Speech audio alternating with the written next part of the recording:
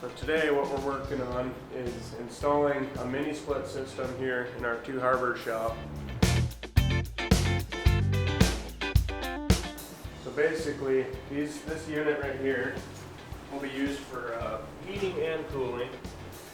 And it's a nice clean look for when you don't want to have ductwork running through your buildings and your hallways. It's very easy heating and cooling your residence.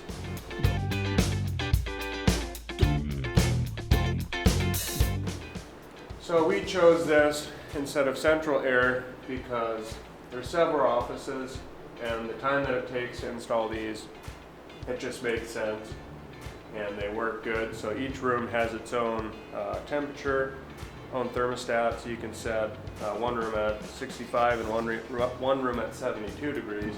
And yeah, I'll kind of show you the steps and process of hanging these.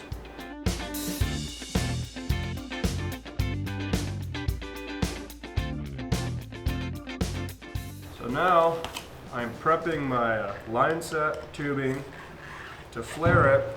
The line set has a flared fitting that attaches to your mini split head, and that gives you a leak-proof connection, and it's very easy to disassemble and install.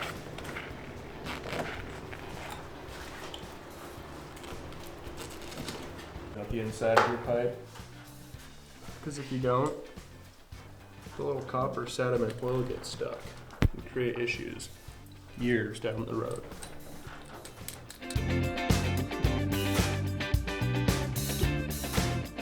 Next thing we're going to do here is we have our flares hooked up, or we have them flared.